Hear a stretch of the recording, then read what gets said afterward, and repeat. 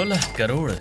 इतनी धनराशि हमने या तो आज तक प्रॉपर्टी की सुनी है या बड़ी बड़ी गाड़ियों की, लेकिन ये 16 करोड़ ना तो किसी प्रॉपर्टी की कीमत है और ना ही किसी गाड़ी की। ये 16 करोड़ एक इंजेक्शन की कीमत है, जिस इंजेक्शन ने पूरी दुनिया में तहलका मचाया हुआ है। हर न्यूज चैनल पर इस इंजेक्शन का जिक्र हो रहा है।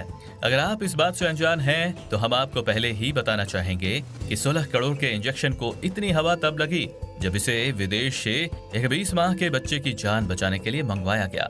लेकिन ये कौन सी बीमारी है जिसका इंजेक्शन इतना महंगा है? इस इंजेक्शन का नाम क्या है और आखिर 16 करोड़ इसकी कीमत कैसे पड़ी? अगर ये सवाल आपको भी परेशान कर रहा है तो इस वीडियो को एंड तक जरूर देखें।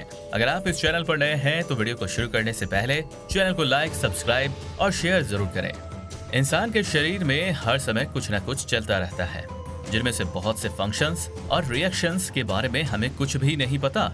और यही वजह है कि कुछ ऐसी रेयर बीमारियां जो इंसानों को होती हैं, उनके बारे में भी उन्हें जानने और समझने में भी बहुत वक्त लग जाता है। अब देखिए, जितनी ज्यादा रेयर बीमारी उतना ही कम ज्ञान, और जितनी भी बीमारियां एग्जिस्ट करती हैं उनका या तो आज तक कोई इलाज नहीं है, अगर है तो वो इतने महंगे हैं तो सुनकर इंसानों के पैरों तले जमीन खिसक जाए। और जिस बीमारी के इलाज के लिए एक बच्चे के माँ बाप ने जैसे तैसे करके 16 करोड़ का इंतजाम किया भी था, उस बीमारी का नाम है स्पाइनल मस्कुलर एट्रोफी, SMA। इसे ठीक करने वाली दवा का नाम है ज़ोलजेंसमा। इसे इंग्लैंड की नेशनल हेल्थ सर्विस NHS ने SMA के इलाज के लिए स्वीकृति दी है। इससे पहले इस दवा को अमेरिका ने स्वीकृति दी थी। इंग्लैंड में हर साल करीब 80 बच्चे SMA बीमारी के साथ पैदा होते हैं, लेकिन इस एक दवा से वो ठीक हो सकते हैं। मुद्दा सिर्फ इतना ही बनता है कि क्या इतनी महंगी दवा हर कोई खरीद सकता है? इस बीमारी में बच्चे की स्पाइनल कोड यानी कि रीढ़ की हड्डी से संबंधित लकवा हो सकता है। ये स्थिति शरीर में एक जीन की कमी से होता है। इस जीन की कमी को ज़ोलजेंसमा दवा से ही पूरा कर सकते हैं। एक डोज ही शरीर में लापता जीन को वापस रिस्टोर करके बच्चे के तंत्रिका तंत्र यानी नर्वस सिस्टम को ठीक कर देता है, जिससे स्पाइनल कोड से संबंधित लकवा का अटैक बच्चों पर नहीं होने पाता है। ज़ोलजेंसमा के बारे में कुछ भी जानने से पहले आइए आपको विस्तार में बताते हैं SMA बीमारी के बारे में। प्रोटीन बनाने वाले जीन के खत्म हो जाने की वजह से ही इस बीमारी में पेशेंट की मांसपेशियां और तंत्रिकाएं खत्म होने लगती हैं। साथ ही पेशेंट के दिमाग की मांसपेशियों की एक्टिविटी कम हो जाती है और उन्हें सांस लेने और खाने चबाने तक में परेशानी होने लगती है। SMA अलग अलग तरह की होती है, जैसे टाइप 0, टाइप 1, टाइप 2, टाइप 3 और टाइप 4। टाइप 0 SMA बीमारी ज्यादातर तब होती है जब बच्चा पेट में पल रहा होता है। इस बीमारी में बचपन से ही बच्चे के जोड़ों में दर्द रहने लगता है। ऐसे केसेस बहुत कम सामने आते हैं, लेकिन कुछ भी हो सकता है। तो आपको हर तरह के SMA के बारे में कुछ पता होना चाहिए, ताकि आप सही वक्त पर सही डिसीजन ले पाए। अगर किसी बच्चे में टाइप 1 SMA की शिकायत हो तो वो बच्चा किसी की मदद के बिना सर पैर तक नहीं हिला पाता। ऐसे बच्चों के हाथ पैर हमेशा ढीले रहते हैं। इन बच्चों को कुछ भी निगलने में बहुत परेशानी होती है और ज्यादा ना खा पाने की वजह से इनका शरीर कमजोर पड़ जाता है। ऐसे कुछ केसेस भारत में पहले भी देखने को मिले थे, जब बच्चे इस टाइप के SMA से जूझ रहे थे। और जैसे पूरी दुनिया ने क्राउड फंडिंग करके अभी अयान को बचाने में मदद की थी, वैसे ही टीना राम की एक 5 महीने की बच्ची को बचाने के लिए 16 करोड़ इकट्ठे करने के लिए दुनिया भर से लोगों ने धनराशि जमा की थी, जिससे ये इंजेक्शन खरीदना संभव हो पाया था। दोनों ही केसेस में SMA टाइप 2 6 से 8 महीनों के बच्चे के सामने आता है। इस तरह के SMA में बच्चों के हाथों से ज्यादा उसके पैरों पर असर दिखाई देता है, जिसका नतीजा ये होता है कि बच्चा कभी खड़ा नहीं हो पाता है। दूसरी तरफ टाइप 3 SMA के लक्षण 2 से 17 साल के बच्चों में दिखाई देते हैं।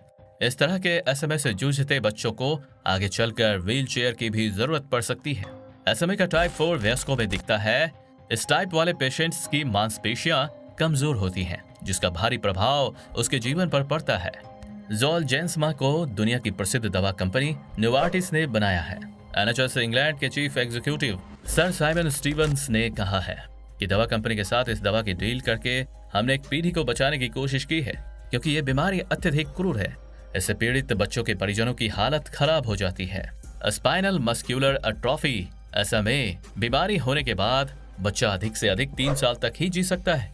इस दौरान उसे लकवा, मांसपेशियों का काम ना करना, शरीर में ताकत ना रहना जैसे लक्षण दिखाई देते हैं।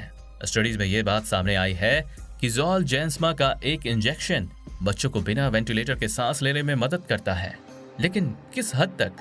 इसका असर देखने के लिए स्पाइनल मस्कुलर एट्रोफी के 21 बच्चों पर क्लिनिकली ट्रायल किया गया। मार्च 2019 में इसके नतीजे आए। नतीजों के मुताबिक 21 में से 10 बच्चे बिना किसी सपोर्ट बैठ पाए। वैज्ञानिकों के लिए यह नतीजा चौंकाने वाला था, क्योंकि ऐसा अब तक नहीं हो पाया था। सरल शब्दों में कहें तो ये इंजेक्शन 50% बच्चों पर सफल रहा है। कंपनी की ओर से यह भी बताया गया है कि यदि किसी बच्चे पर इंजेक्शन का असर नहीं होगा तो क्या कंपनी 16 करोड़ वापस करेगी। लेकिन अगर इस बीमारी का इलाज आज भी इतना महंगा है तो असल में इस बीमारी का पूरा इलाज अब तक आया ही नहीं है। और स्पाइनल मस्कुलर एट्रोफी का निष्कर्ष, इलाज निकालने के लिए साइंटिस्ट्स की टीम आज भी पूरी तरह से रिसर्च में लगी हुई है। किसी भी बीमारी का असल इलाज समाज में तब माना जाता है जब उसका उपयोग हर वर्ग के लोग कर सके। तो अगर एक बीमारी को ठीक करने वाली दवाई करोड़ों में खरीदी जा रही है और फिर भी वो पेशेंट्स को 100% पॉजिटिव रिजल्ट्स की अश्योरेंस नहीं दे पा रही है, तो अभी उस फील्ड में बहुत कुछ आना बाकी है। तो दोस्तों, ये स्पाइनल मस्कुलर एट्रोफी है, वो बीमारी जिसके इलाज के लिए मंगवाए 16 करोड़ के इंजेक्शन ने पूरी दुनिया में खलबली मचा दी है। क्या आपने कभी स्पाइनल मस्कुलर एट्रोफी का कोई केस देखा है? यदि हाँ, तो इनके इलाज के बारे में हमें कमेंट सेक्शन में जरूर बताएं। अगर आपको ये वीडियो पसंद आई हो तो इसे लाइक, सब्सक्राइब और शेयर जरूर करें।